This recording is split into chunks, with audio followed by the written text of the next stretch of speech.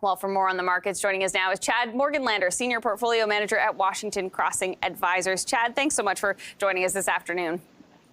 Thanks for having me, Jacqueline. So what do you make of the past couple of days? I mean, you can stretch it out even a little bit longer on U.S. markets, because we did see the first decline in several days on U.S. markets yesterday. Was that to do with Powell? Was it to do with the Treasury auction? What did you make of it? I think it was a combination of both. Jay Powell was talking tough on raising interest rates if inflation didn't come down. We think that he's just talking. That's just talk. He's posturing from that perspective. Inflation expectations should come down over the next 12 to 18 months. And then the Treasury auction really has to do and dovetails with what is happening regarding our budget. It looks as if there's going to be several waves of big auctions over the course of the next 6 months, which has bond investors quite nervous. Yeah, and yields have been slipping gradually. Is this a downward trend? Are things going to settle out? What do you think? I think there's just been mixed economic numbers that have come in that perhaps put a bid on yields. We suspect that yields, in particular on the long end, are somewhat more attractive now. So investors should start tiptoeing in, extending duration in more higher quality bonds. I was just mentioning a bunch of Canadian companies that reported recently in their results, but this earnings season so far, we're quite a ways through it at this point. Have there been, any particular highlights for you, or maybe red flags even as you're looking forward? So it's been remarkably resilient, in particular on the technology side. We're anticipating in 2024 into Q1 and Q2 for technology earnings to be quite stable or even quite robust. And that should also be a leading sector. That's been the surprise. I think some of the disappointment may come with the retailers, in particular on the lower end retailers that are selling into lower income households. We believe that group is somewhat more stretched as COVID savings has been depleted. But overall, also a surprise for us is a softening within the healthcare sector. Within the healthcare sector? Yes. We just believe that there's been multiple compression. Much of that is just because of sector rotation, which creates quite an opportunity for many of the beaten down healthcare stocks. In particular, one could look no further as United Healthcare or look at a company like Merck.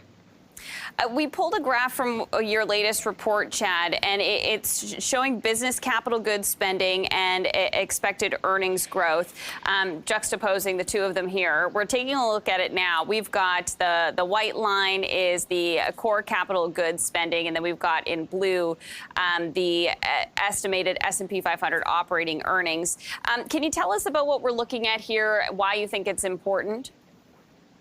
Yeah, what effectively happens is that capital spending actually is one of the major contributors to earnings growth overall. When you see that capital spending is quite high and growing, then that's a really good tailwind for earnings. Earnings growth really is what moves the S&P 500 higher as well, because they're all tied together. GDP growth, capital spending is tied to GDP, earnings growth as well.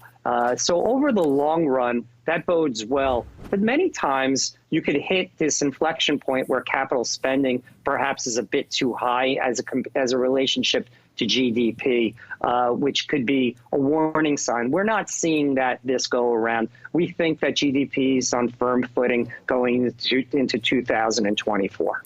Let's get into a couple of the businesses that you've got your eye on, a couple of the companies. Microsoft has been one of them, and we've been seeing Microsoft stock climbing to new highs recently. What is it that you like about Microsoft these days? I mean, I guess a few people do as well. Yeah, absolutely, Jacqueline. It defies gravity, and that's due in part because of revenue growth and future expected revenue growth overall. They've been really the major beneficiary when it comes to cloud computing and as well artificial intelligence. They are with their new partner. They're going to scale that side of their business. Overall, we think that at this type of multiple, if you look out 5 years, so we're looking out with the time horizon of 5 years, that this is quite attractive and one company to put in a well-rounded portfolio. Another company that you're watching is Pepsi, and Pepsi lost its CFO this week. They moved over to Disney. Do you think that has an impact on Pepsi? So the CFO, these movements doesn't have major implications overall. What we like about Pepsi is that, one, the multiple is contracted this year. A lot of the consumer staple companies have done poorly, just due in part because of multiple contraction and the concern about perhaps potential growth in the later years because of the weight loss drug that is out and about.